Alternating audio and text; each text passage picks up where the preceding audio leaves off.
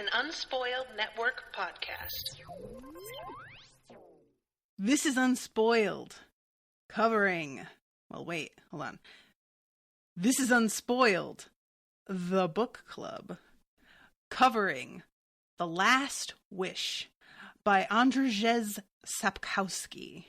This is the first book in the Witcher series, and frankly, guys, it was a lot. It was a lot. And I don't know how coherent this podcast is going to be. Welcome to Unspoiled.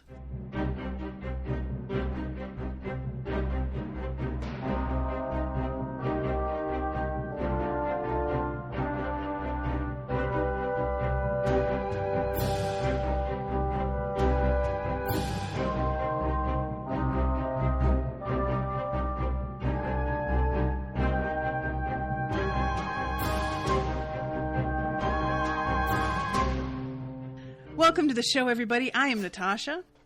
I am RoShawn. And RoShawn volunteered to do this with me at the last second because I could not find a co-host for this month. And she had a hard time with this, as I did. And I'm going to be straightforward with y'all. I still don't know if I liked this or not. I listened to the audiobook. You did too, didn't you? I did too, and it was a mistake. I think I would have done better if I read it. Agreed. And not to say that the audiobook wasn't performed well, because it really was, actually. And it drew me in immediately. But the book is set up in such a way. It's a framing device where there is the present, and then we go into a story, and then we come back to the present, and then we go into a story. And you lose that, I felt. You really do. I listened to the intro and then almost the whole first story and stopped and redid the whole thing because I was like, how did we get here? Wait, what? I thought I had missed like 4 chapters or something, and then I was like, oh. Same. Like, you messaged me and you were like, wait, what is going on? And I was like, I feel like there's like 4 stories happening. Like, what I'm not sure. And I think the issue is that, like, a framing device is not a bad method.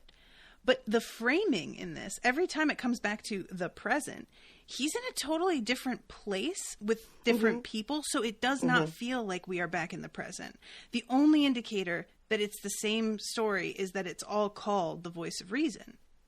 Right. But otherwise, it's not a coherent story at all. You don't recognize a lot of the characters from one to the other. You don't recognize the setting from one to the other, even though when I finished it and looked into it, apparently it all takes place in this like temple or right outside the gates of that temple. But that's not clear at all. Right. And between that and jumping into a totally different story every time it leaves the present, I kept being like, did I miss it? Did I miss the setup for this? And rewinding and re-listening and being like, nope, it just starts. The stories start as if you're already familiar with where he is or where, or as if you're already familiar with the character that he's talking to. Right. So then there's one where he's like suddenly in a hall where there's a queen talking to him. And I'm just like, wait. So, because of that, y'all are going to have to be forgiving in that there are going to be some things that we reference that we're not going to get right because it's very confusing to get the story from the framing device, which is its own story, but it didn't come together for me as a plot. We're going to get some stuff wrong on that. We're definitely going to have to like search for names because some of the names are really unusual and tough to remember.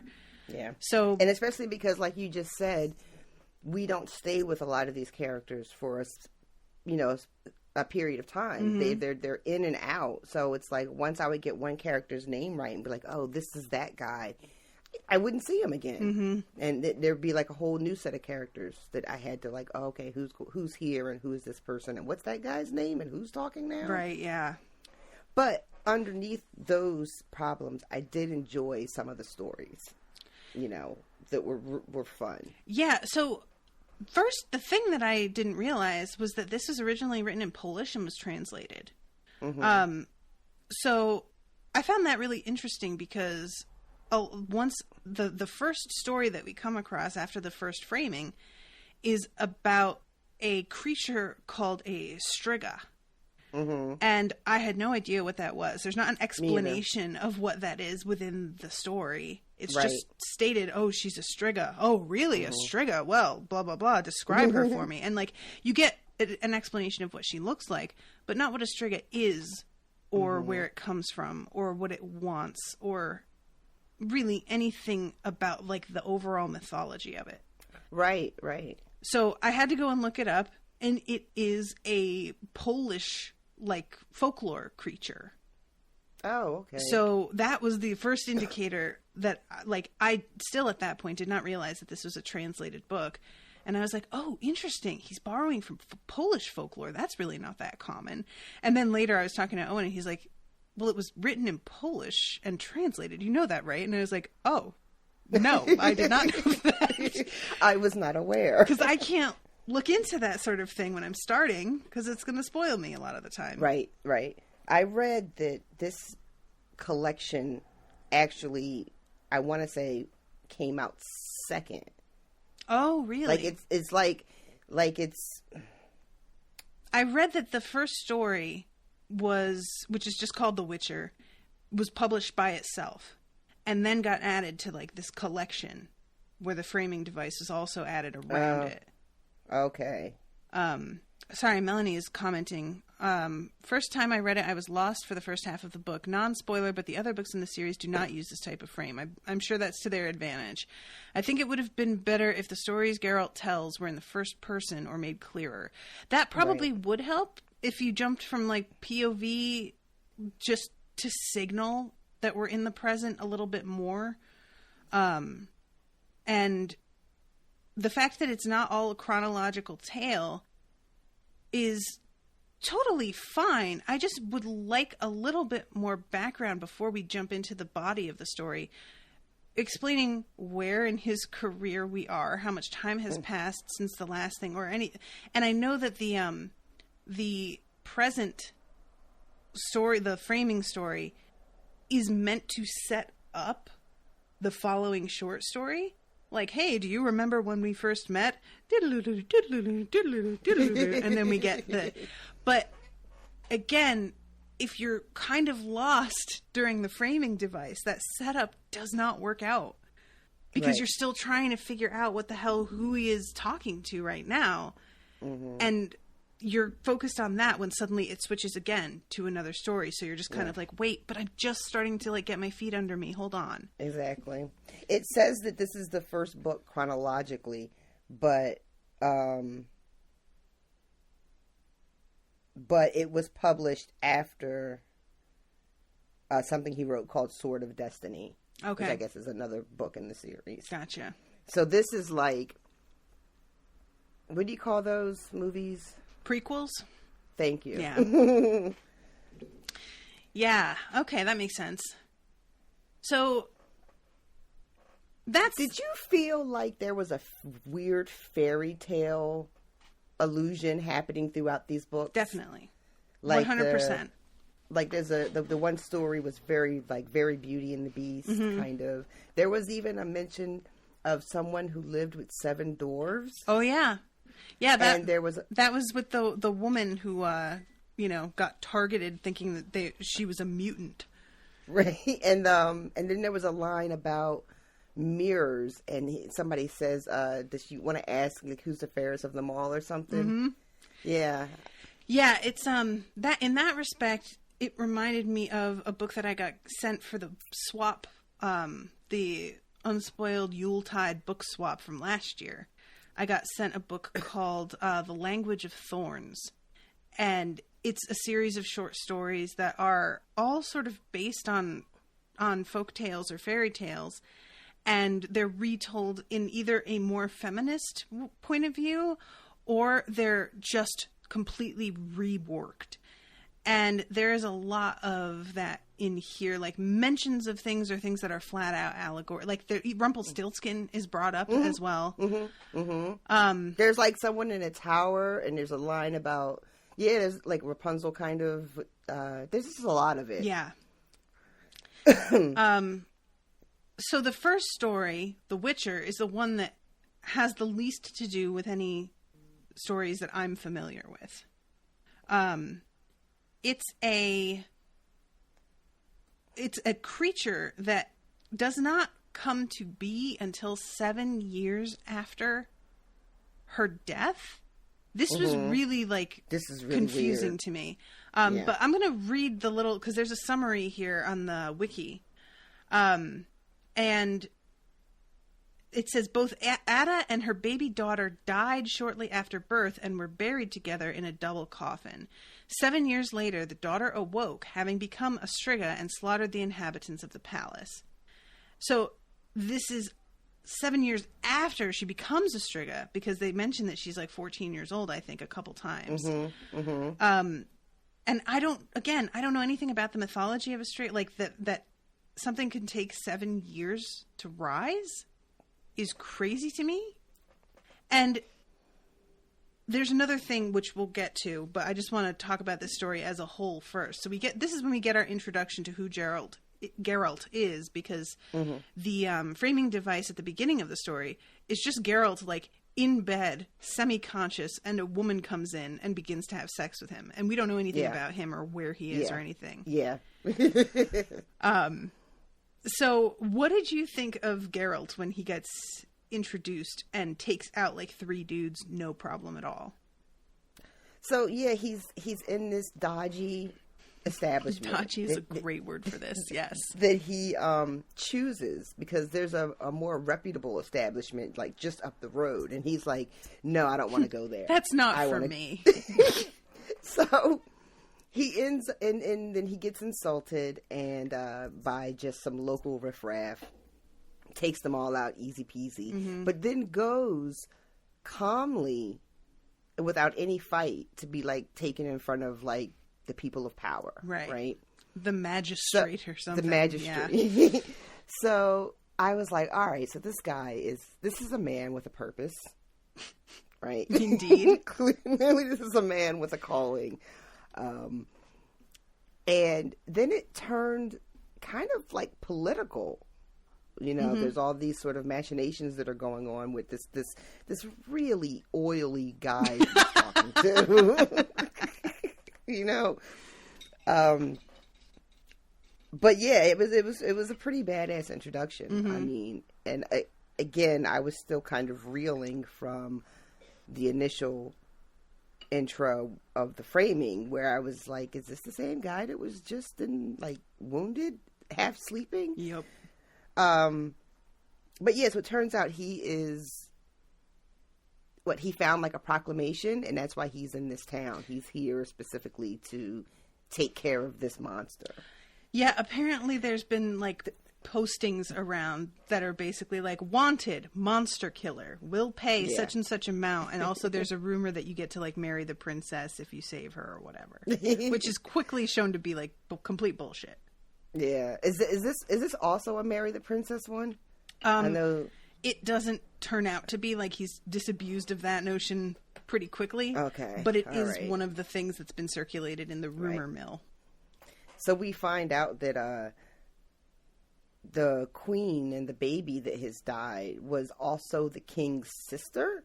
Right. So, okay. So yeah, there's a lot of people who are just all right, so that child was a product of incest, hence her turning into a monster. Not shocking. Which I'm isn't it? I still would be pretty shocked. Yeah.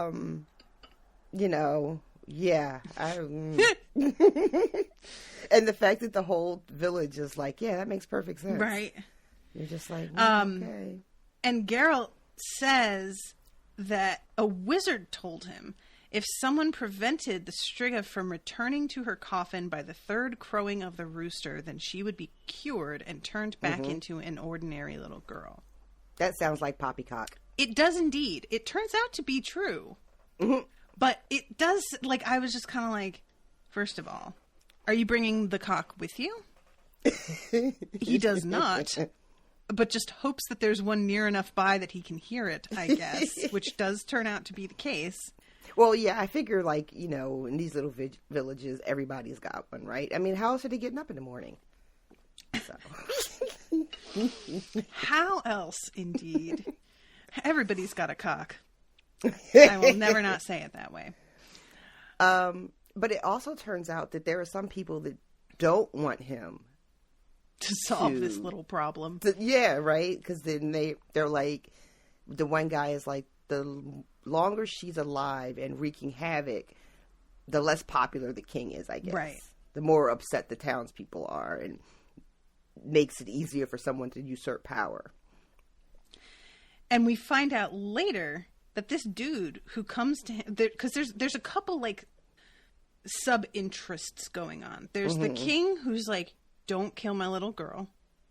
Fix her, but don't kill her. Then there are some nobles who are like, if you have to kill her, fucking do it, because we're so sick of this bullshit. They'll like just whack her over the head a couple times. Basically, you know? And then the king is like, comes over and talks to him like disguised as someone else, and is like, all right, but like on the real though, if you can't save her, like just kill her. It's fine. Like, I couldn't say that, but I'm gonna say it now. And then there's the other guy who's like, don't kill her. I need her to ruin him because I want to be king, or I want somebody else to be king that's better. And later on we find out that that guy also was in love with the queen who died and wants the king dead because the guy fucked his sister and the woman he loves, this man. So there's a lot going on. There's so many different people who are just like, kill her, don't kill her, kill her, don't kill her. Like I said, I hadn't fully recovered from the intro, and this is probably like towards the end of the story is when I was like, all right, you know what, we have to just try this shit again, because So then we finally get to the action where Geralt goes into the palace, and this is when this dude shows up. I'm trying to find the name of Vizima. Vizima is the name of the town. Lord Ostrit is the man who comes and is like, don't kill her. Here's a bunch of money. Just leave. Oh, right. And he then, like, because he's a huge snob, Geralt's basically like, first, no. Second, fuck you. Third, haha, you're tied up. Fourth, now you're bait. Oops, you're dead. It really happens pretty quick. This guy going from like, unhand me, you vagabond, to then, but I loved her. Don't do this to me. And Geralt's like, don't worry, I'll totally let you free. And he lets the guy free just in time for the Striga to rip him to shreds. Yeah. It's pretty brutal. He makes really short work of him. Yeah. And I was caught off guard because I thought we were getting ready to have a whole other long conversation and more like double dealings. Bargaining, yeah. Right? But nope, he's dead now. Yeah, I kind of expected that he wasn't going to want the guy dead because that was going to like look really bad for him. So the fact that like, and there is the impression in that moment that Geralt had intended the guy to distract the Striga, but he hadn't intended the guy to die.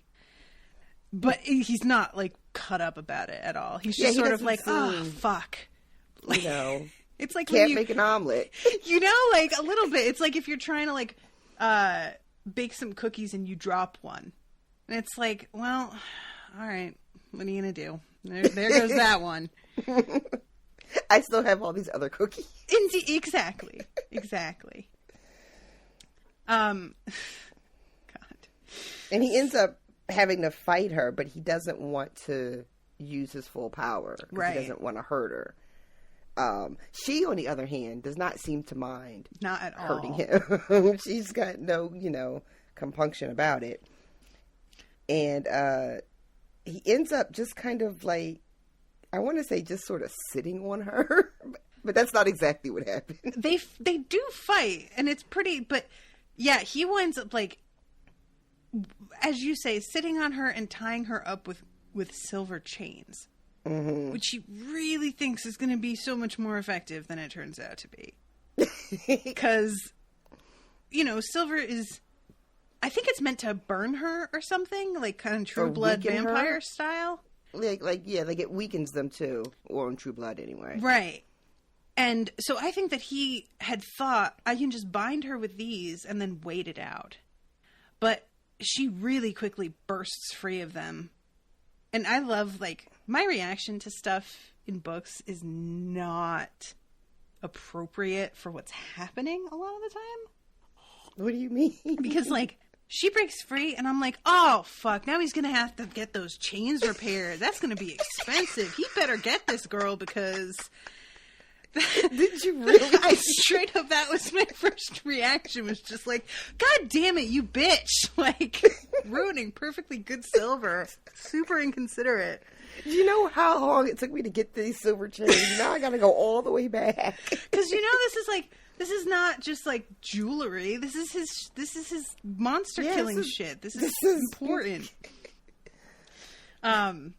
Chain insurance claim. Like, I genuinely, and I know this sounds like I'm saying this to be funny, but I really was, like, wanting him to go back after he does fix her and, like, go into the castle and find the links that were broken on the floor and, like, collect them so that he could bring them somewhere and have them melted down and, like, have the chain fixed again later. He should have demanded new silver chains as part of his payment. True. Like an invoice. He should have invoiced them. That's true. I like it. So yeah, long story short, he manages to get away from her by using his magic to redirect this, like, hatred and malice that she is filled with as part of this spell through himself at her, so that she gets the full brunt of what she is inflicting on other people. Right. And as it turns out, she does not like that. And she runs away and hides, giving him the opportunity to climb into her sarcophagus and close the lid and keep her out of it until the morning. Now, this is, again, something that I really wish that we got a little bit more information on, because it's a lot of people theorizing that this was a spell that was put on this little girl, but we never find out who that is. We never find out how that kind of spell works. He talks about, like, the hatred and malice and how he's never felt anything like that before and how, like, upsetting it was. But we don't get any closure on where that's coming from. Right. Or how that works. No explanation for how she's dead. Mm-hmm. Like, in order for their theory to work, someone would have had to cast a spell on a dead baby. Mm-hmm. Which is, like, the baby's already dead. Why would you bother cursing them? They're dead. You know what I mean? Like, or they cast a spell on the mother, and it took 7 years to come to fruition, which I don't really get how that would work either. And at the beginning, they tell us that when she first rises as the Striga, she decimates the castle and everyone who's there, to the point where her father actually lives in a new castle down the way a bit. Yep. So, you know, she's incredibly powerful when she came out the gate. And now it's 7 years later, so she's got to be, you know, I would imagine even more so. But who benefited from this? Yeah. Is my, you know. Yeah, there's no, it's just the monster, dealing with the monster, but there's no background on it. Right. But I guess in a way, like, not for this particular story, but just like in general, there is something to be said for the fact that monsters exist and we just sort of accept it and it almost doesn't matter. You know, that they are just here and they are among us. Right. And it's not really that important why they're here. They're just here, you know. That's fair. And this seems to be a universe where, even though later we get the really sad reality, this is an industry in decline. Even though there's still the need, but yeah, they're not being produced at the same rate. And also, when this is getting really way ahead, but when he's talking to his, oh my God, Dandelion. I laughed so hard when you texted me that because I hadn't seen it written yet. Guys, his friend's name in the audiobook, they keep calling him Dandelion. And then I was like reading up on the series and they were like, his friend, Dandelion. It's clearly spelled Dandelion. But for whatever reason in the audiobook, they pronounce it Dandelion. And I don't know if that's like a Polish, like, you know, for us, it's a word that exists that we know. And then in Polish, it's a whole other thing. Right. Or if they just decided to be all fucking fantasy about it. I believe the guy doing the audiobook completely made that choice. I just like, I love, Melanie says only Dandelion in this audiobook, Dandelion in all the future ones. That was the voice actor. The voice actor said, ha. That's going to be a thing that I start to do. I'm going to start, like, if I ever play like another D&D game, I'm going to name my character something really weird like Fireplace, except I'm going to be like, it's Firaplace. Like, that's my name. Firaplace. No, please allow me to reiterate. Not Fireplace, Firaplace. Thank you. I'm sorry, I'm just thinking of how many doors it opens to just change the way something's pronounced and then have that be a new word. But so yeah, in the end, he goes up to the little girl thinking that she's cured, and surprise, she is not quite. The third cock has not crowed, or the third crow has not happened. No. And he walks up to her because she doesn't have her big old teeth anymore, but she does have her claws still, and she slashes his throat, and he has just enough time to like bind it really tightly before he passes out. And he bites her throat and subdues her by biting her back, which is so great to me. Because that is what I would do. Owen has complained frequently that he can't like play wrestle with me because I end up biting him. Because that's just my instinct, is to just finally be like, ah! And that's 100% how I would handle it. And I think if I were a witcher, I'd get like silver caps put on my teeth so that I could bite magical creatures and then just be like, ha. Very nice.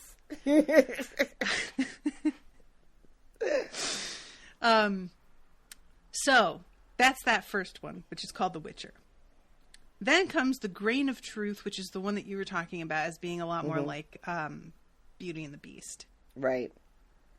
And it starts off with Geralt's like seeing some birds circling and going to check out what it is. And there's the body of a man and what seems to be his daughter, and she's got a blue rose pinned on her dress. And he follows their tracks back because they're like so off the beaten path that he's like, why would they be out here? And he gets led to this manor that has a bush outside with blue roses on it. And he's in the middle of examining this bush, and this fucking like monster comes running out. Basically, the monster's like, blah, right? Blah, get away! Blah! And Geralt is just like, the fuck? And some of the guy is like, don't you see me? I'm scary. And then it just like the less effect he has on Geralt, the more like awkward he becomes. It's like a little embarrassing. He's just like, finally he's just like, wait, are you really not? Well, I mean, fine, all right. Do you want a drink or? So he comes in, and he's able to be like, light, right, and torches light, and he's able to be like, pheasant stew, and fucking all this food appears on the table except that he wanted it to be pheasant, and it turns out to be like Cornish game hen, and he's like, oh my god, right. Now, I haven't seen Beauty and the Beast. I've never seen it. But I remember there's like enchanted dinnerware. Isn't there like a teapot that sings? Yes. So he lives in a place where like his stuff is prepared for him in some kind of weird magical way, right? In like the movie, it's all his servants that lived with him when he was enchanted become enchanted also and are turned into objects around the castle. Oh. So the teapot is his like maid, is one of his maids. So yeah, and like Lumiere I think is the butler or steward or something. So yeah, it's a different situation here in that it's more the house is like at his command and will react to his spells. But it doesn't seem like he had he tells the story and his servants all when they saw him just like ran. They all left. Also, he was a bit of a bastard. Yeah, he was a little bit from a whole family of bastards. Yeah, not literal. Well, maybe actually, I don't know if his mom was married. But his father and his grandfather were both robbers, and he takes over when his father dies unexpectedly, but he's pretty young. Yeah. And how he puts it is something like, I was no more in charge of them than a piglet would be of a pack of wolves. Mm-hmm. And they start doing some shady shit that his dad never would have been okay with. Like, they seem very, like, depraved on a level that his family hadn't really been. Yeah. So he gets cursed because he rapes a priestess in a temple. They like loot this temple, and all of his men hold this woman down and tell this kid it's time to become a man. And he is in the middle of raping her when she spits in his face and like says something in another language. And apparently it takes a couple days. Yeah, because he just wakes up one morning a couple days later. And in the temple is like because Geralt is like, you didn't recognize where you were. Apparently it's some sort of dark arts kind of place, you know, like it was a foolish decision to go in there and fuck with those people. Right, yeah.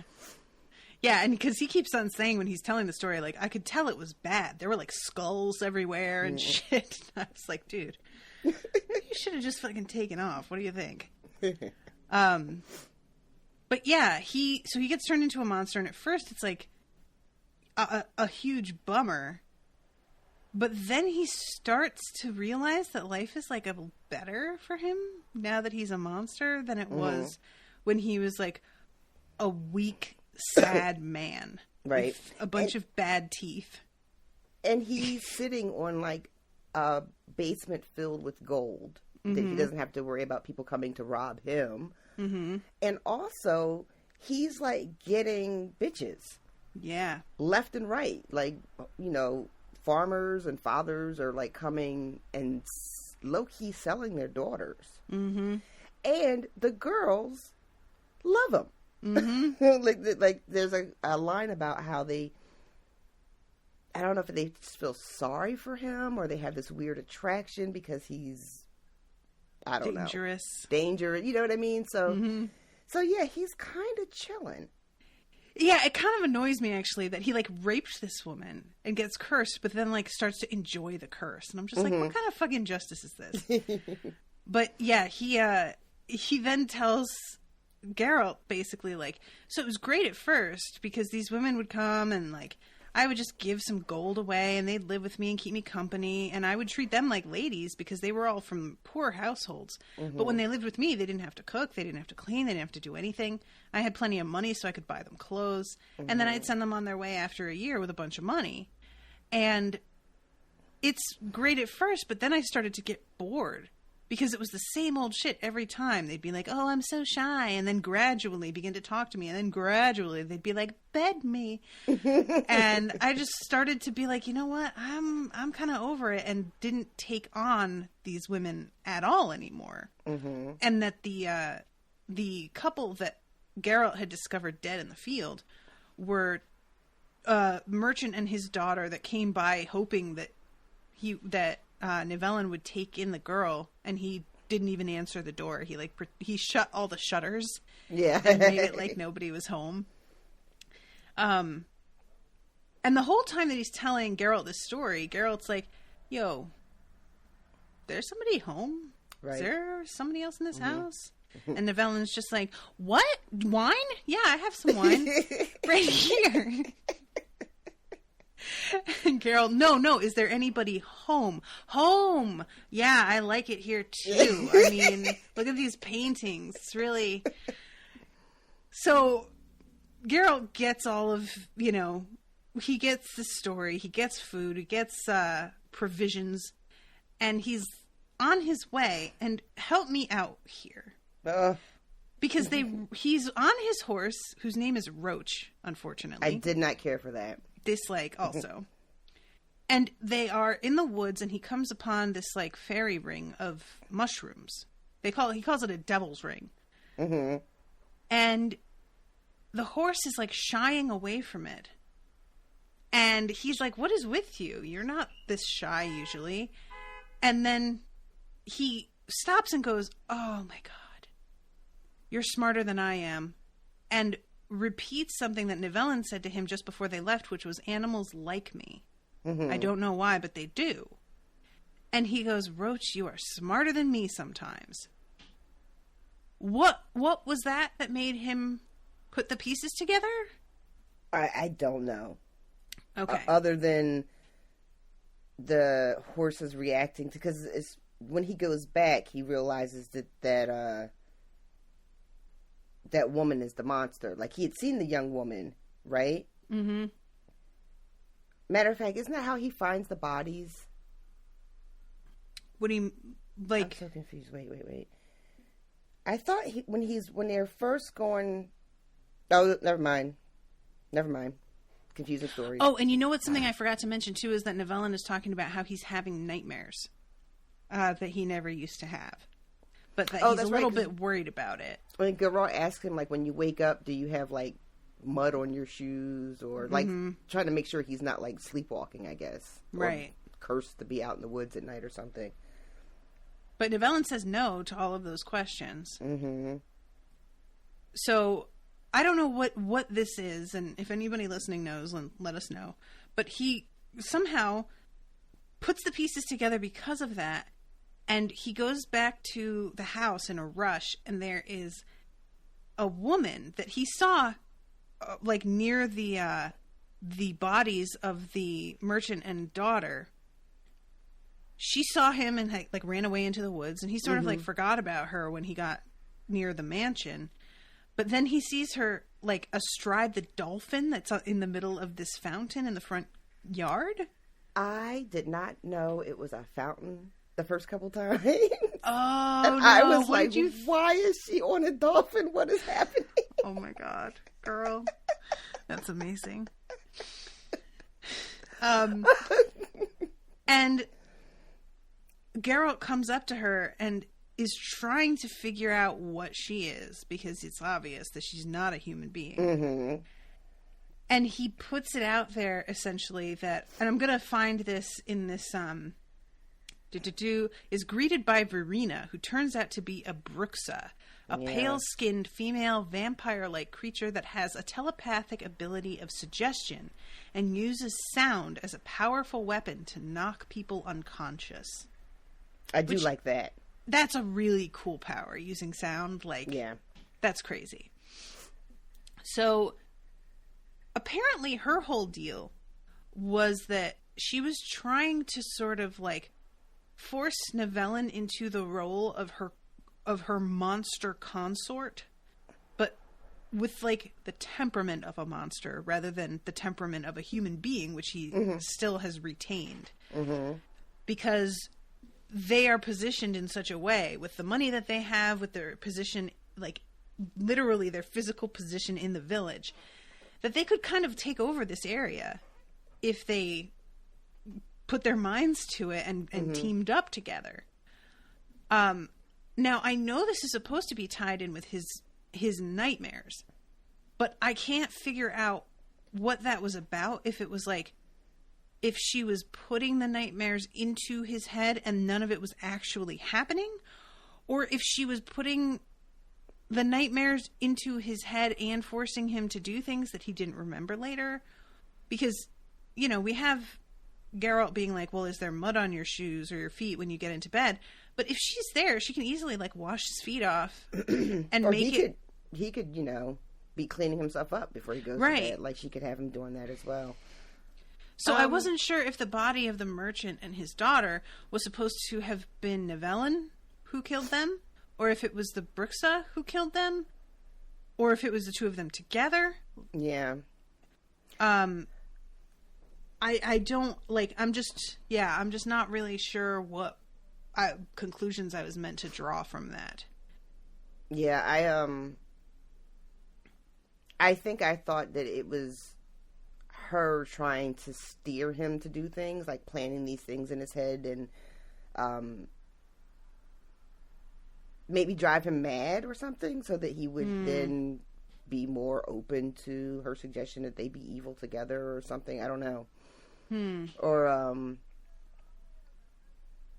yeah, like, I don't, it's not clear, really. They don't do a great job of letting us know what that part was actually about.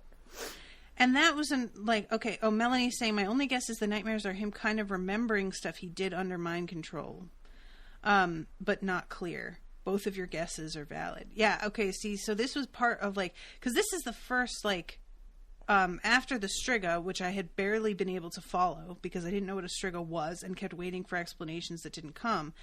This second story really made me go, all right, I guess I'm just going to have to, like, go with this because I'm not getting explanations on things that I'm expecting explanations on. And the stories end way sooner than I feel like they should. and there's a focus on things that I don't really think are important, and no attention is paid to the shit that I want to know about. Right.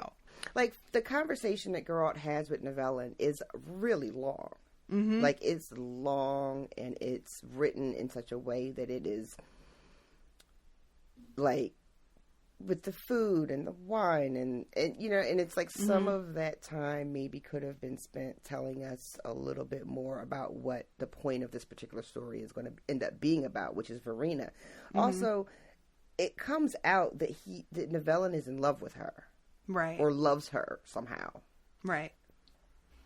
But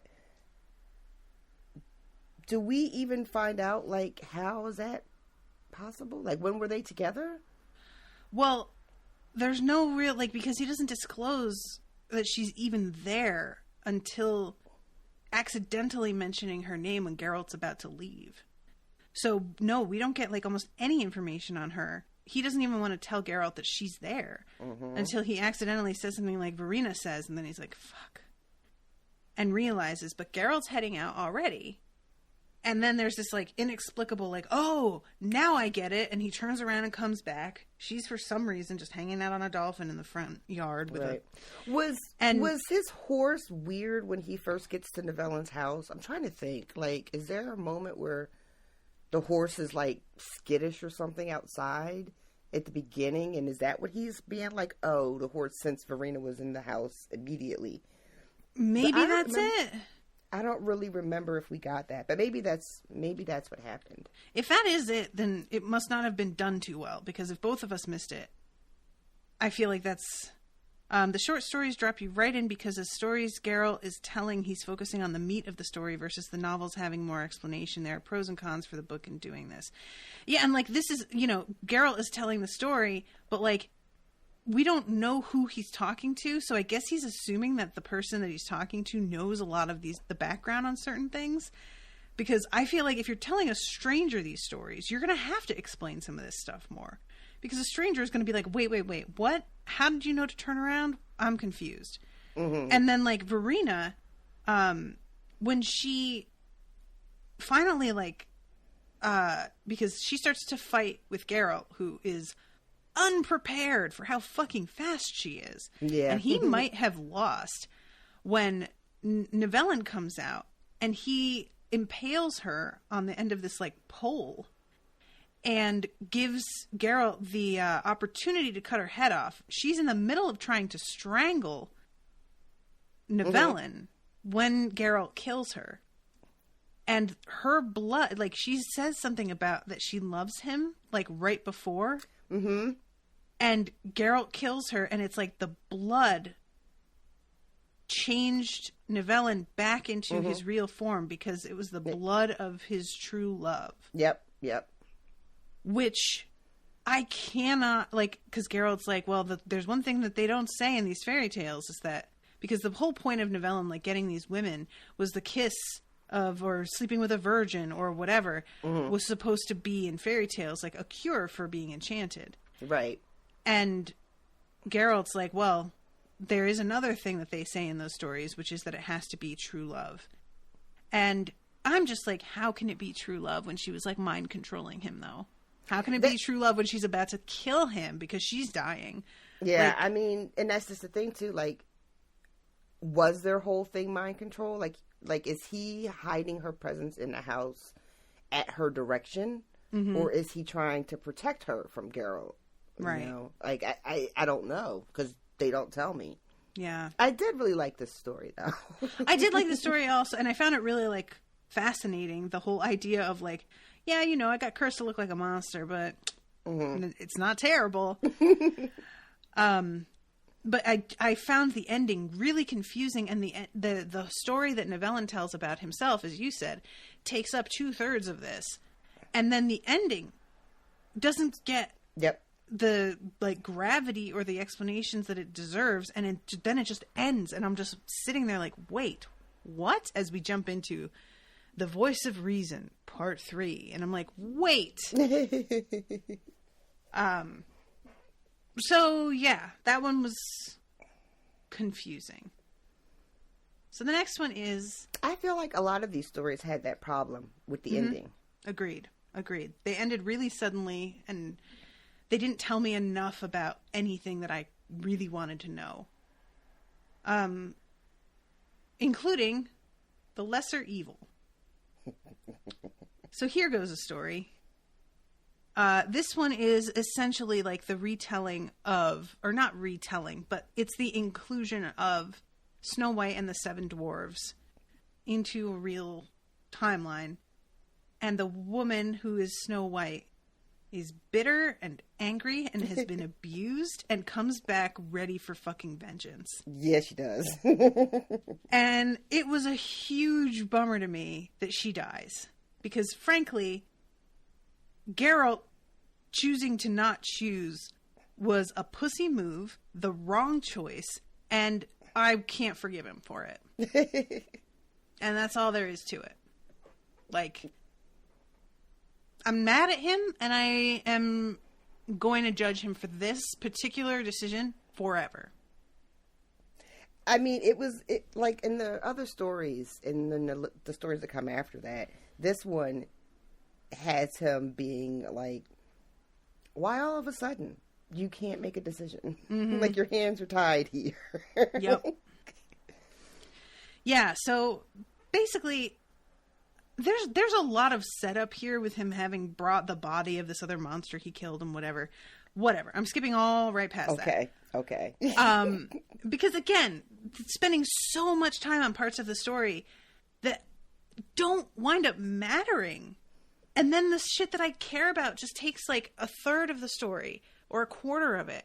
And then it ends and I'm like, I just started to give a shit. What are you doing?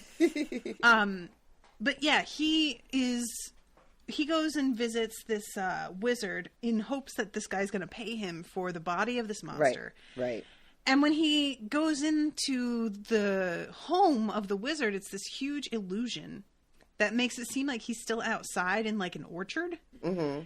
And there is someone that he knows. Stregobor is the name of this wizard whom he is familiar with and apparently does not like very much. And Stregobor is a fucking creep and accuses all of these different women of being mutants and apparently like does autopsies as well as vivisections on them to find out if they're like everybody know, what does he call it, the curse of the black sun, something like that.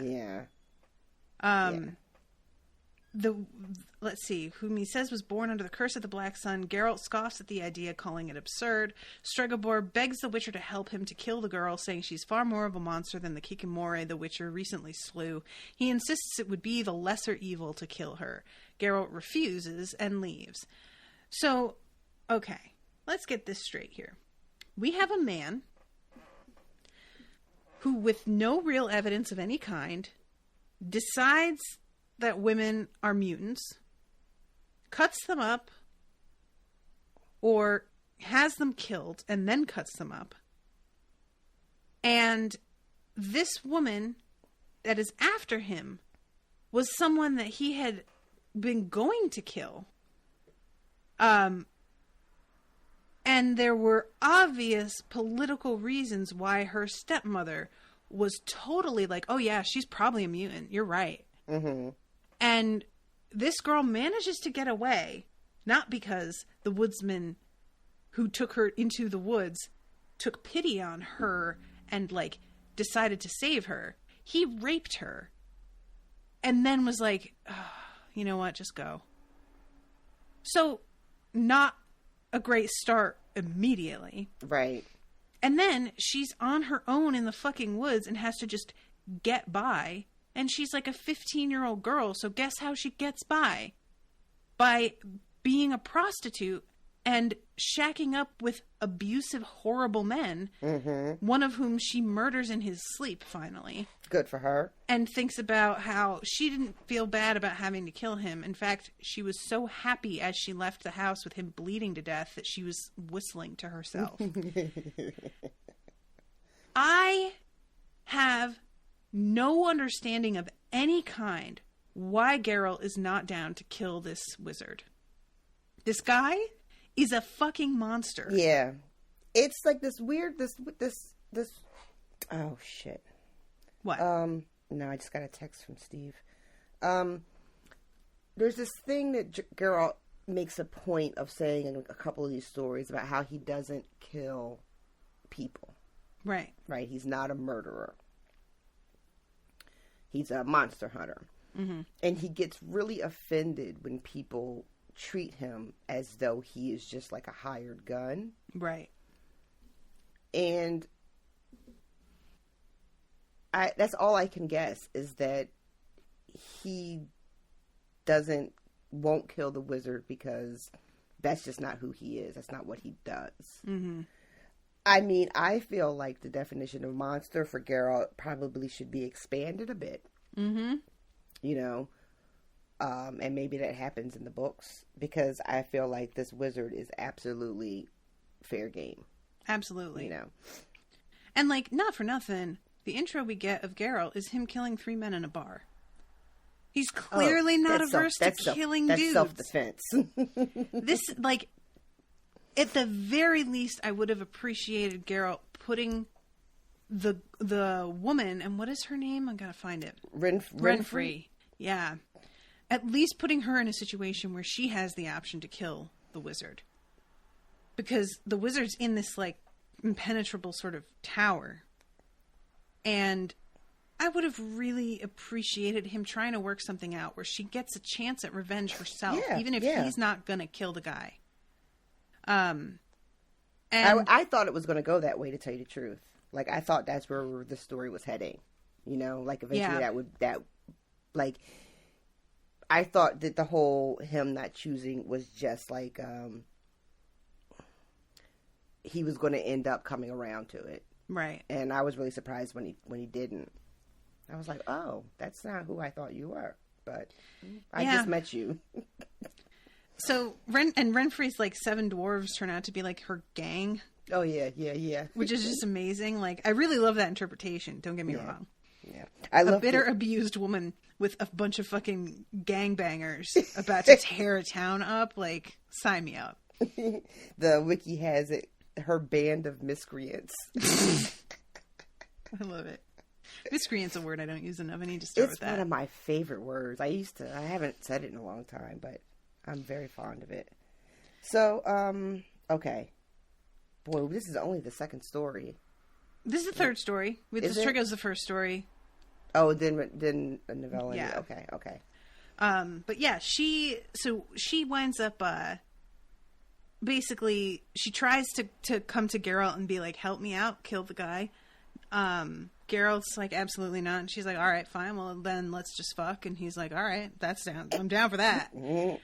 And then the next day he realizes somebody's telling him a story about a way that somebody flushed a wizard out of his hiding place by basically attacking everybody in the town, because if there's a mage that's like resident in a town, part of his like obligation is to protect the townspeople. Mm-hmm. So she's going to kill a bunch of innocent villagers in order to force Stregobod, whatever, to come out.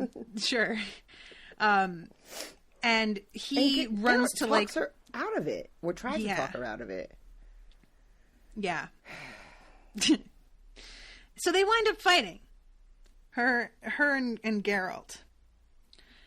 And he cuts her down, finally. And she's laying there on the ground like, I feel cold. Please help me. And I should mention, actually, that there's a moment when they're talking before they have sex where he's spinning his amulet. And she says something like, I'm cold. And he stops spinning it. Do you remember that moment? It's like he was hypnotizing her. I don't know what the significance was of that moment, but she says I'm cold there, and then when she's dying, she says I'm cold again. So I'm not sure if that was supposed to be him like trying to see her future or what in that moment. But in any case, she says I'm cold, and then she says, Geralt, hold me. And he doesn't move. Mm-hmm. And when she finally collapses, this tiny knife that she had hidden falls out from her hand. Like she was asking him to come so that she could totally kill his ass. Yeah. And I'm like, girl, I love you. She's not giving up until the last possible moment. And then this asshole wizard comes out and is like, perfect. She's dead. Let's get her body. I need to do an autopsy. And Geralt loses his mind. Yeah. Now all of a sudden, that was the line that was too far. You know, that was now you've done it, wizard. Which again doesn't make sense. Oh, wait. What is this in the comment? Ultimately sees that humans are monsters more so than the labeled ones, but doesn't want to be a murderer. Ultimately, he's conflicted in his own personal code. He's very conflicted. Well, he doesn't make a good choice here. I'm going to judge him for it forever. And he doesn't let the wizard, do the autopsy, right? He definitely jumps in. Mm-hmm. But he doesn't kill him. The wizard lives, and he ends up getting banished, basically. Geralt is like, you can't come back. Right. Or he tells Geralt, you can never come back here. So that was an unsatisfactory ending. It was like, that bummed me out so bad, the whole way that went, and the way that it just, the only thing I liked about that ending was the way it's written. The moment that Geralt stops him from doing the autopsy, it says something like, someone he didn't know grasped the hilt of Geralt's sword, and a voice that he didn't recognize said, don't you fucking touch her. And it took me a minute to realize, like, oh, it's Geralt. He's just lost control of himself for a second. But for a minute, I was like, oh, shit, is somebody going after his sword? What are you doing? I totally misinterpreted that whole thing. But yeah, so Renfri, I really need her to be, like, avenged somewhere. All right, a question of price is to me the least interesting. So I want to do this one really, really quick. Does that work for you? Yeah. This is the one where there's like a princess who was promised as the reward to a man who saved her father's life. Dude turns up and apparently has a curse on him that makes him look like a fucking porcupine until midnight. And the queen, when he comes along with a bunch of other suitors for her hand, he tries to be like, oh, no, I can't take my helmet off until midnight because of, reasons. A vow that I made as a knight. And she has Geralt there in disguise, which he's going along with it, but is kind of pissy about it. Yeah. Because nobody tells him why he's here. They just, like, bathe him and shove him in nice clothes and are just like, go to dinner and sit next to her. Shut up. There's, like, the one attendant that's getting him dressed that tells him enough about the fact that the suitors are coming for the princess, but that's pretty much all he gets.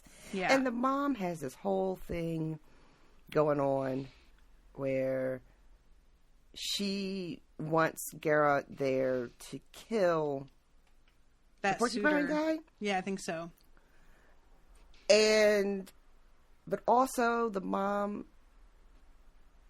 is having an affair with I think so. with someone, like her hand of the king Right. or whatever that guy was. A whole fight breaks out. The fight breaks out because the mom tries to be like, I don't care about your fucking vow. Take off your helmet anyway. Mm-hmm. She like got the chime for midnight to sound early. Yeah, she did it early, so he thought he would be safe. Yeah. She's like, "Oh, it's after midnight. You can take off your hat now." it's like 11:45. So he pulls it off and looks like a friggin' crazy porcupine man.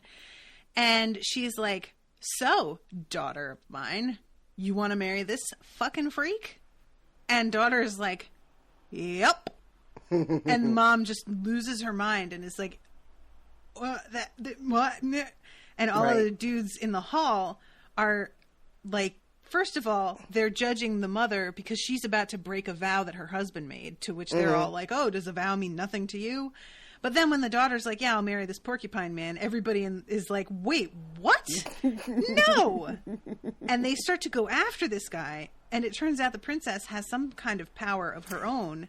So Geralt kind of saves the porcupine guy from getting completely, bum rushed. Right. The daughter fucking starts floating in the air and wailing to the point where, like, the castle starts to kind of come down around them. That's how powerful she is. And to my mind, the people at the feast were not sufficiently shocked by this. That she was, like, had this power?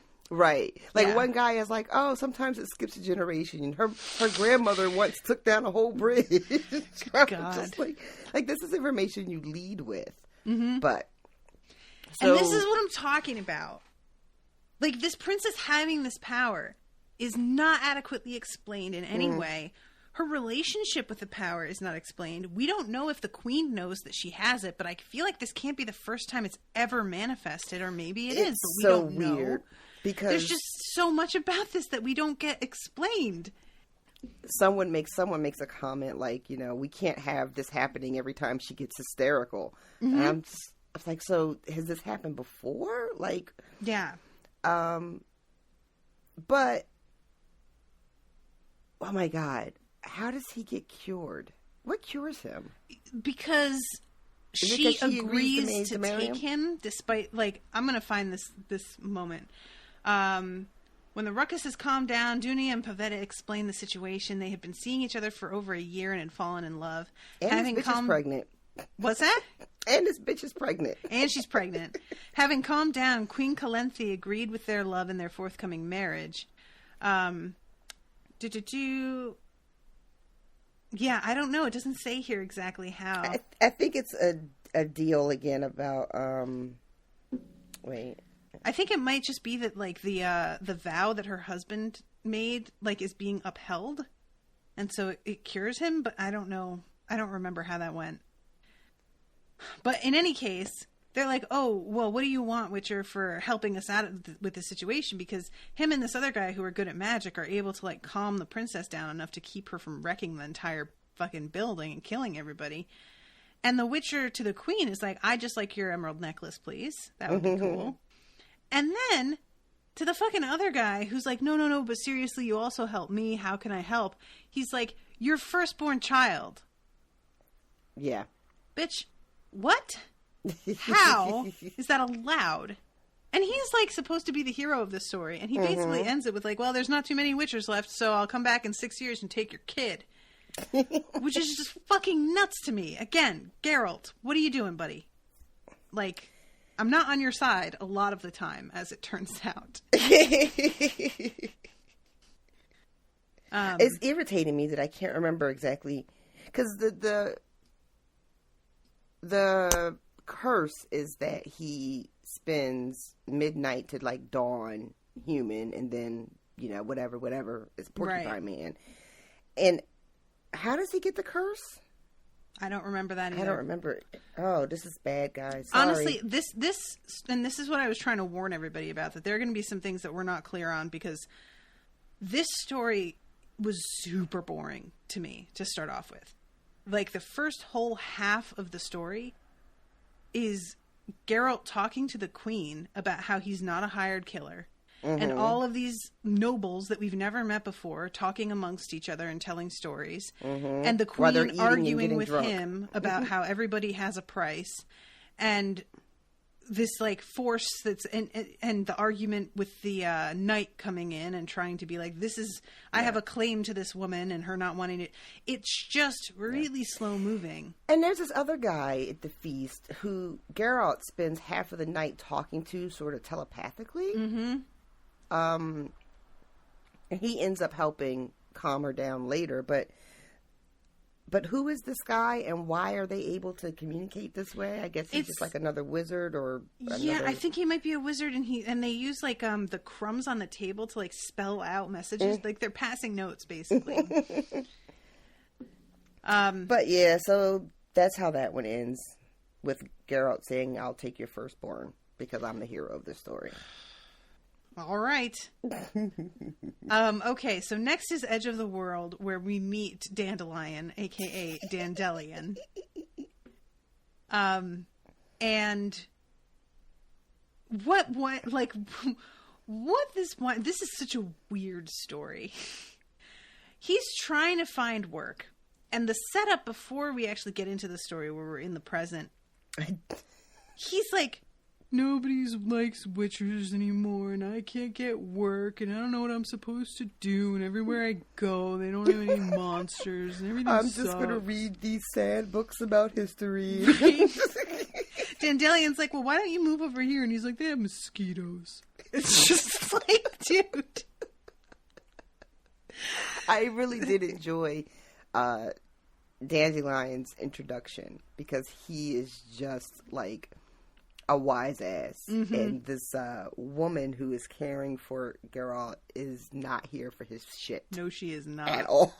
She's like, your fucking friend's outside at the door. That's exactly what she's like. And then she's like, I'm not going to be hanging around with you. Yeah, and he comes in and the first thing he says is about how, like, well, I don't know, the woman who was running the gatehouse had a really nice ass, and it would have been a crime not to pinch it, so I don't know what she expected me to do, but my hands were kind of tied. And yeah, he, like, is not here at all for Geralt feeling sorry for himself, and decides to sort of cheer him up by reminding him of when they first met. And the Witcher is asking people if there are monsters nearby, and he gets a lot of people being like, yes, there are. And then they tell him, and he's like, oh, you fucking idiot, that's not a real thing, stop it. And Dandelion is like, you think they're lying? And he's like, no, I think they're fucking idiots, not liars. They believe this dumb garbage that they're telling me, don't get me wrong, but it's not actually true. There's things that they're claiming are like coming and stealing their cattle and shit don't exist. But somebody comes and catches up with them and is like, no, seriously though, there's a devil. This devil. Oh, I can't help it. How did they say it? The Dovil? Diovel. Mm-hmm. And the fucking way they keep making fun of the way they talk, and then Dandelion is like, oh, now you're talking like them too. And then a few minutes later, the girl's like, and now you're talking like her.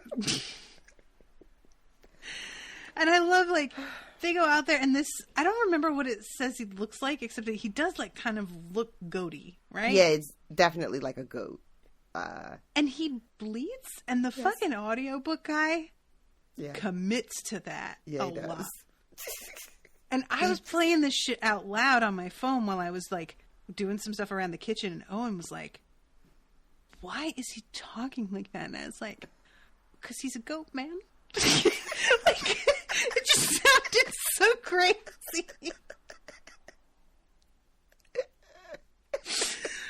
Oh my god.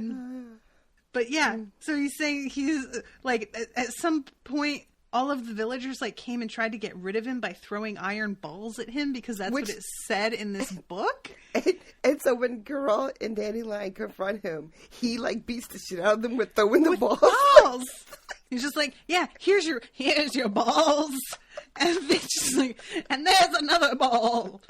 Balls. And they hadn't told Geralt that they had done this. So when he gets back to the village, he's like, what the fuck, guys?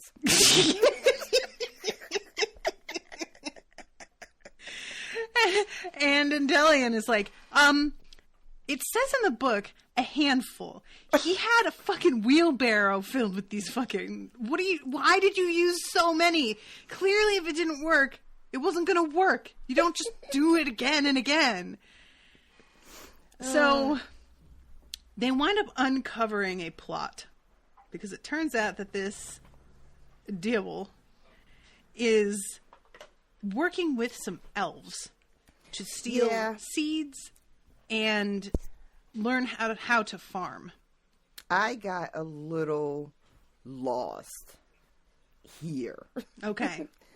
So you take it away and I'll chime in when I can. All right. So, Dandelion, you're going to keep calling him Dandelion. I'm going to keep calling him Dandelion because I respect the fucking nerve it took to just say it like that. Dandelion and Geralt are like wake up, tied up, and they can hear. And the name of the devil is Torker or Torcus. I think it's just Torque. Oh, okay. Torque. But he is talking to somebody, and when they look over, they realize that it's an elf, and he's with a couple other elves, and they are all tied up, and they are part of this bargain because they like figured out a little bit too much that these elves, like the race of elves, is in danger of extinction because they never had to learn how to farm or like take care of themselves in a sustainable way. Mm-hmm. Because they, as the elf who he speaks to puts it, the earth always gave us what we needed because it loved us. We never had to force it and rip away what we needed to survive the way that you human beings do. It provided it to us. And it has stopped doing that because it's changing according to how human beings treat it.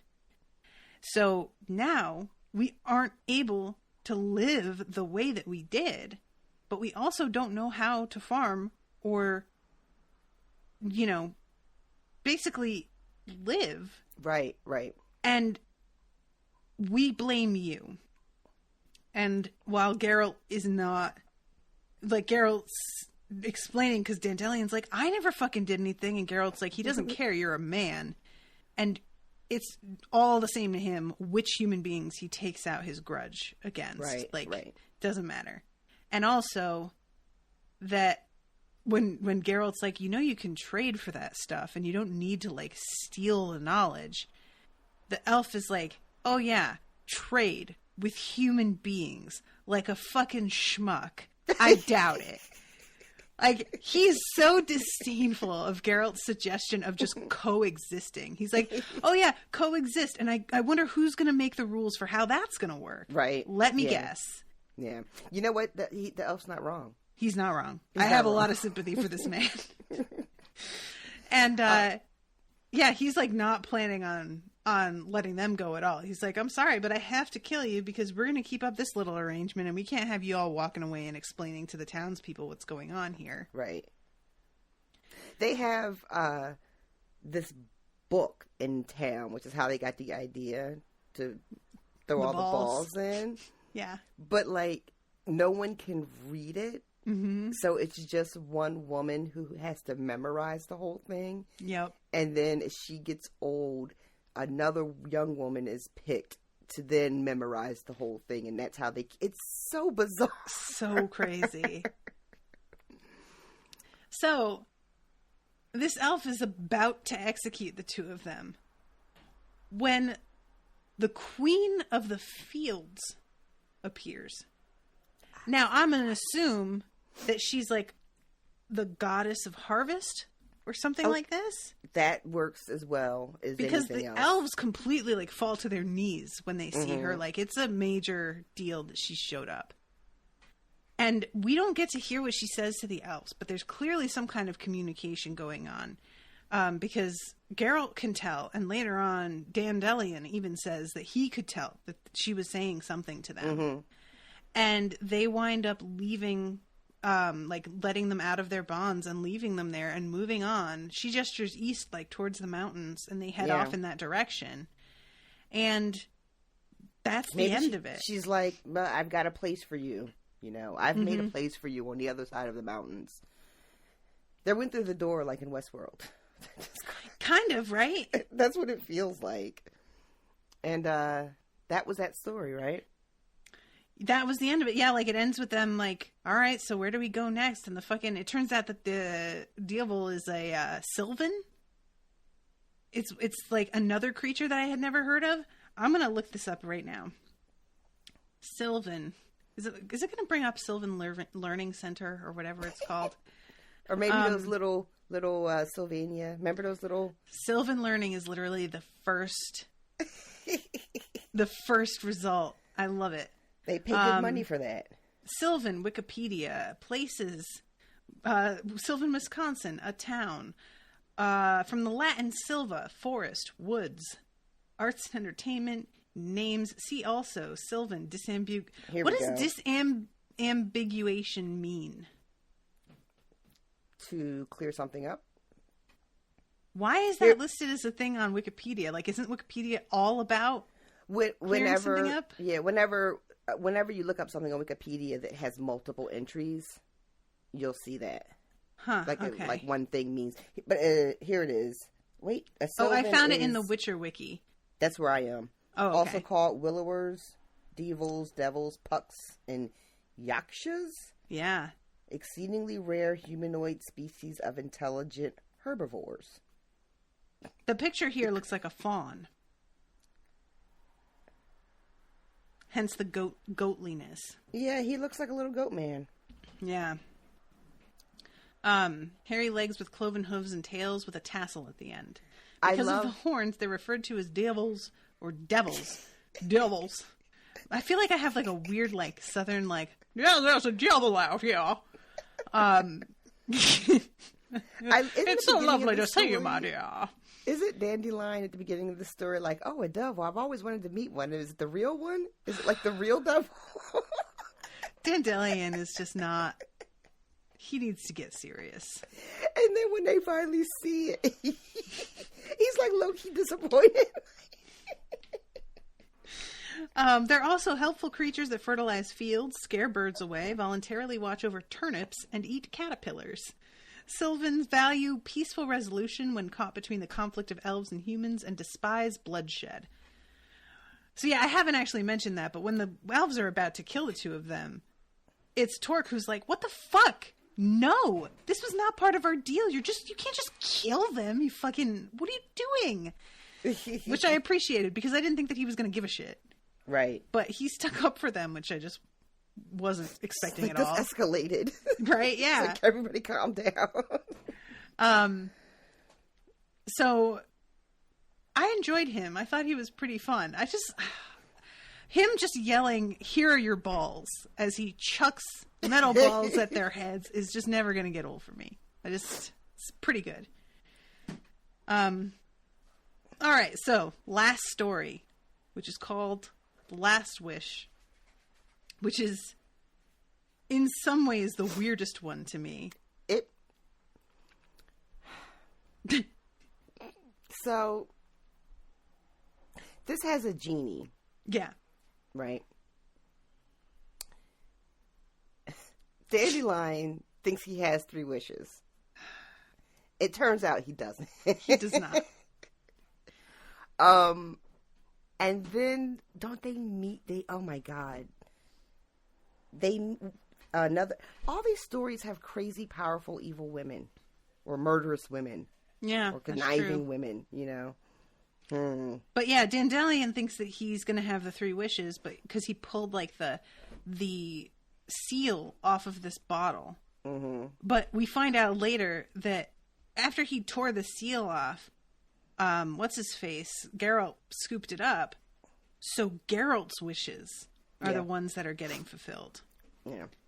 So Dandelion's trying to talk to this fucking genie about how, here's my first wish. This bard that opposes me, I want him to drop dead as soon as possible.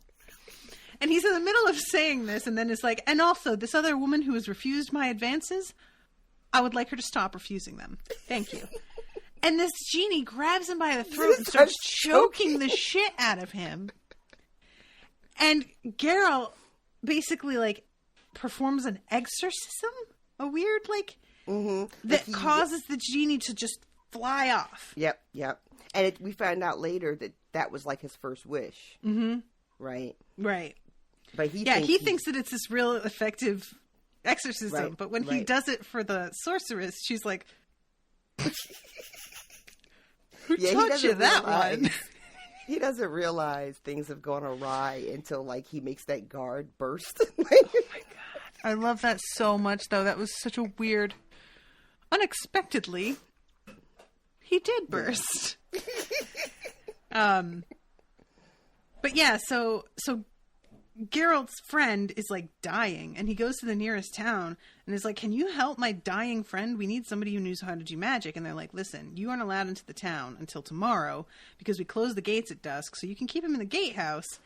And then there are some people that are already in the gatehouse who are like, listen, dude, nobody in town is, like, really allowed to perform magic except for this one bitch who does that shit even though she's not supposed to. Yeah, and it basically is like, fight me.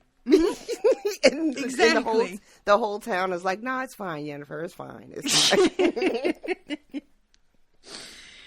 So he goes to her for help, and the whole, like, the whole way, there's, like, this weird, like, third, what do you call it? A middleman, basically, that he's supposed to deal with and bring, like, apple juice, who that guy turns out to be, like, passed out, drunk, and that's doesn't like really factor in. Yeah, the bow guy, and he when he's introduced, you think he's going to be way more important than he turns out to be. Indeed. Which, again, that happens a lot in these stories. Mm-hmm. We talked about this, but this attention to detail for things that don't matter. Yeah. Yeah. Yeah, so he goes up there, and she's, like, taking a bath, but has, like, made herself invisible. So she's getting dressed, and so he can see, like, the stockings going over her legs and her panties coming on, but he can't see her until eventually she lets him see her. And she's really beautiful, but he is then thinking to himself about how sorceresses can make themselves look beautiful, and it doesn't mean anything. And he also says that they tend to actually be, like, malformed and very ugly, which I was like, that's unnecessarily shady. Like, all powerful women are ugly. There's a whole bunch of shade here, not only about, like, all powerful women are ugly, but then he says something about how, and you can tell by their eyes that they have the same hardness and anger because only ugly women have that look in their eyes. And these sorceresses, despite looking beautiful, never forget that they're really actually ugly. Yep. And I was like, what is wrong with you, dude? That's such a messed up, like, way to... Ugh. So yeah, didn't care for that. What was he gives his final wish and uses it on her, like, at the end of the story? They don't tell you what it was. That's what I can't figure it out. I feel like it has something to do with him wishing that she was really beautiful. Like, she doesn't have to use a spell to be beautiful. If that's it, that's super annoying. Like... Because, well, what she says to him after he uses the spell is like, I don't know if anything has the power to grant you what you've asked. So I don't feel like it can be that. Because that's not that big a, making yourself beautiful is not out of, that's a very common wish. Yeah, I don't know that. I can't imagine what he wished for. So yeah, Geralt, she's like, all right, so I'll help your friend out, but you're going to have to do me a favor. And he fucking wakes up in jail because this bitch enchanted him so that he walked through town and, like, basically beat the hell out of anybody who ever offended her or said some shit about her. Yep. He, like, spanked one guy. pulls his pants down and like spanks him with like the flat of a blade or a spear or something. Yeah. So yeah, he winds up in jail. If you're gonna call in a favor, you might as well like go big, right? That's so like. I'm not even mad at this. I am personally just really a big fan of the fact that Geralt is so powerful and so cocky and so able to deal with so much shit. But then this woman completely overpowers him and is just like, oh, I'm going to make you act a fool. And on my behalf, too. So you look like my bitch. Right. Yeah, it's pretty good. So the guy who he spanked has some guards visit him in his cell to beat the hell out of him. And one of the guys is like, so, before we execute you, do you have any last wishes? Like, while he's beating him. And Geralt's like, yeah, I wish you would fucking burst, you son of a whore. And the guy's about to punch him again when, surprise, he fucking pops like a balloon. It's the way he writes it, and to everyone's surprise, the guard does so.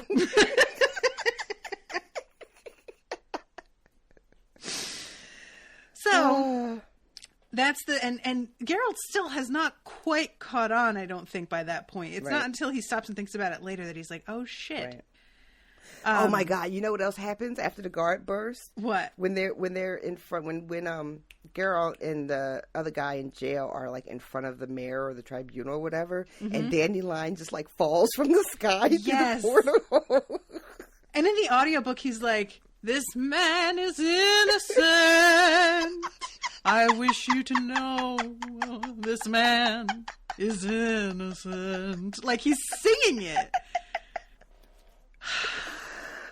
Because he's that extra that he was about to lose his ability to sing or talk because of being choked, and he's so happy to have it back that now he's just gonna go through life like it's Mamma Mia and sing everything.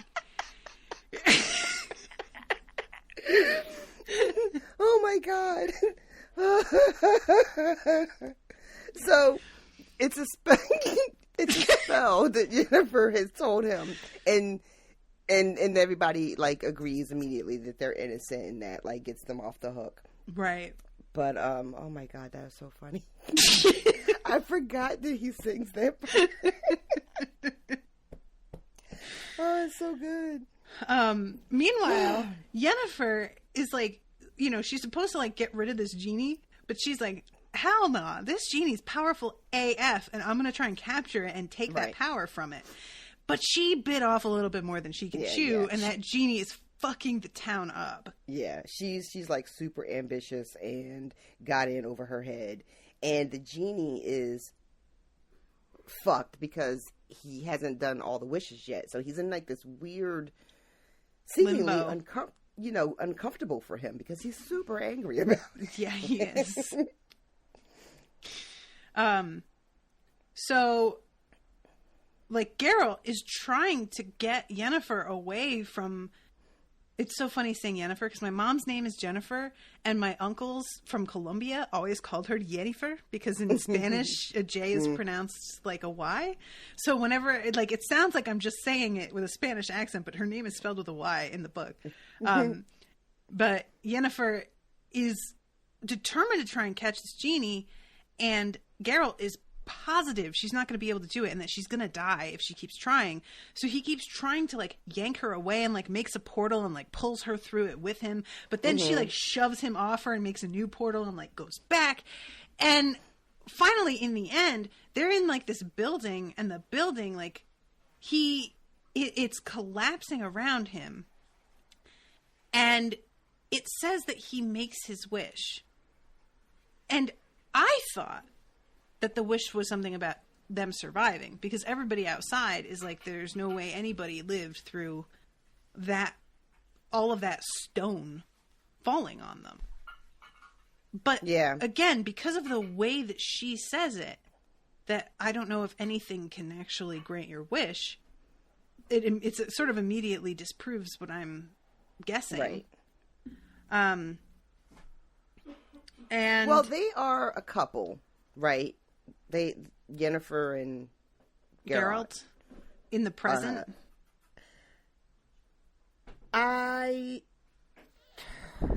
No, that's not who's kissing him at the beginning. No. That's someone else.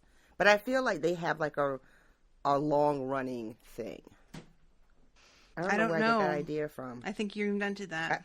I might have read it on the little wiki thing. I'm not sure. But it does say when he kissed, like in the book, when he kisses her, it says something like he kissed her and he knew he was never going to need another pair of lips again. Right.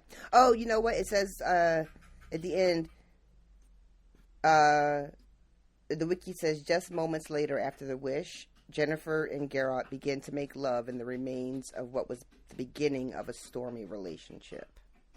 That's a weird sentence. It's a weird sentence, right? The remains of what was the beginning of a stormy... So that sounds like they're saying the relationship was just starting and it's already dead. Do you get what I mean? I do. Oh, she was a hunchback. Yeah, so he looks in her eye, and this is a weird thing, because in the story, it has him, like, making eye contact with her as he's trying to, like, beg her to, like, just stop trying to pursue the genie, and he has this sudden insight that he knows what she used to look like, and that and there's not really any, like, explanation as to how he does this, how he figures this out. Right. But he immediately forces himself to forget that he figured it out because he suspects that she can read his mind a little bit. And he thinks that if she ever knows that he knows, she won't forgive him. That him knowing what she really used to look like would be so shameful to her that she couldn't bear to be around him with the awareness that he knows what she was. Right. So he, like, forces himself to, like, cut that thought off and throw it away and make himself forget. Which, I don't know what that is. Yeah. I mean, it's...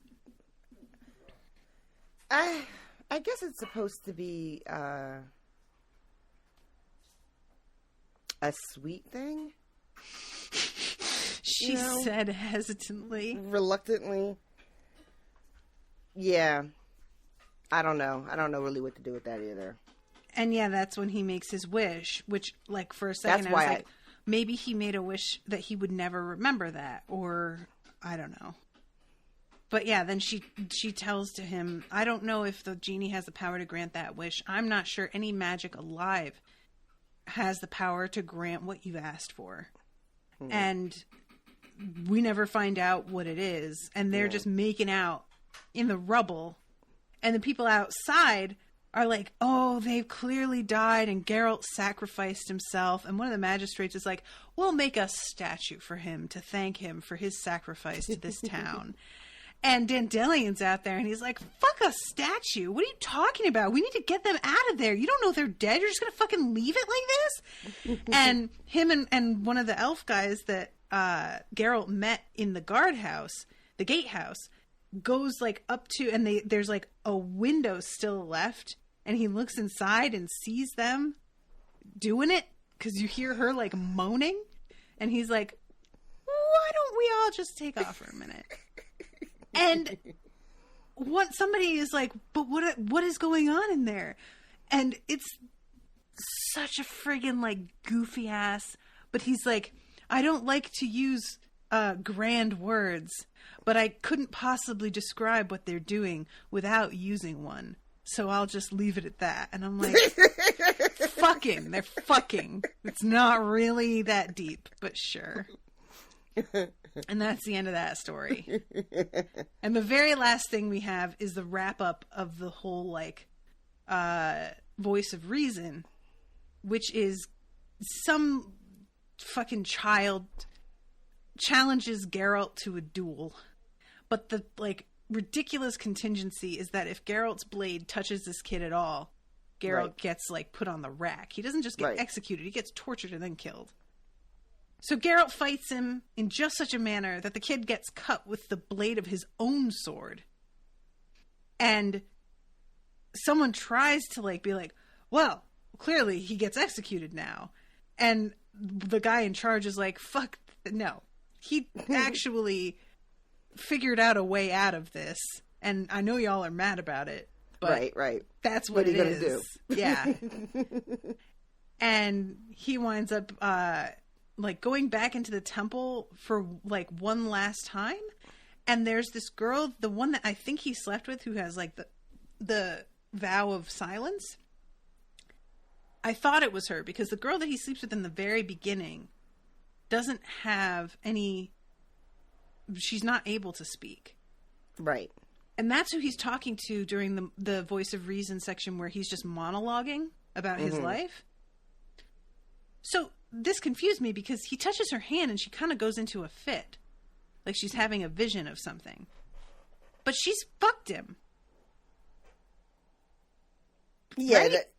So maybe he did something. Like it's not just that he touched her, but maybe like a spell or...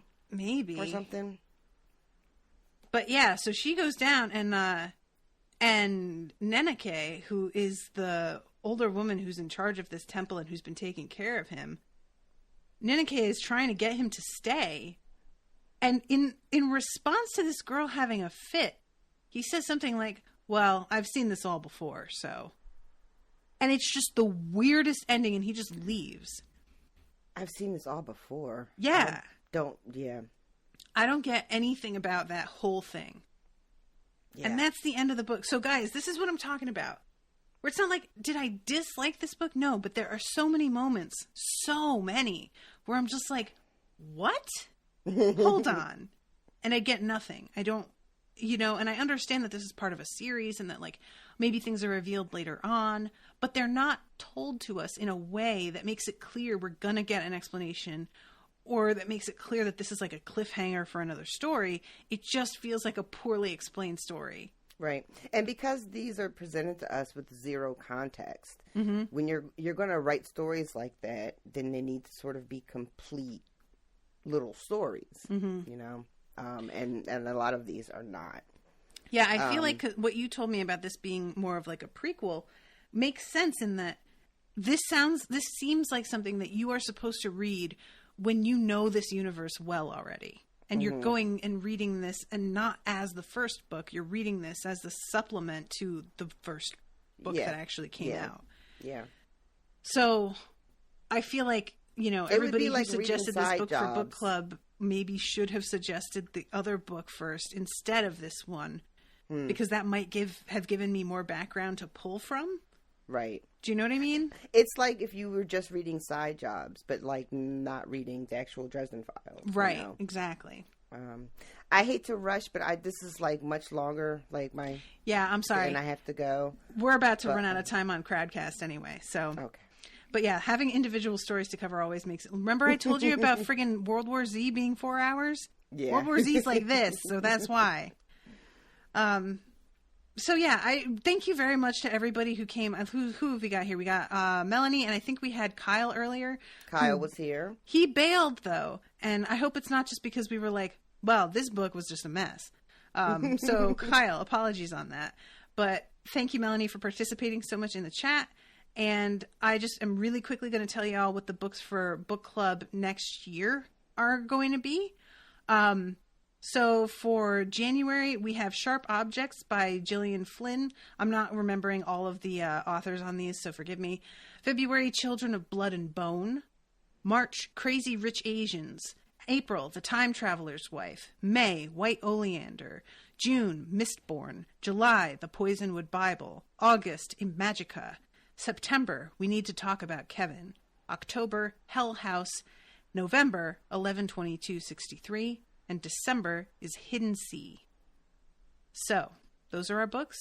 I'll be updating the website with the new list.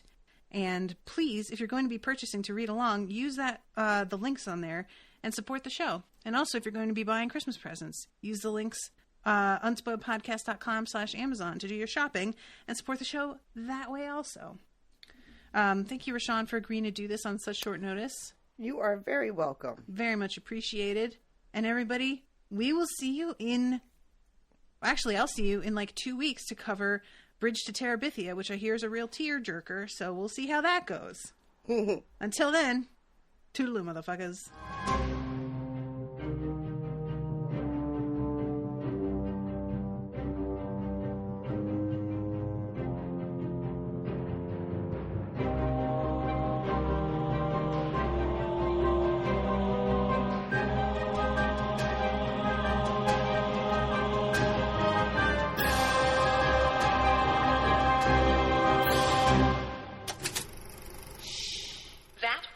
UnSpoiled Network podcast.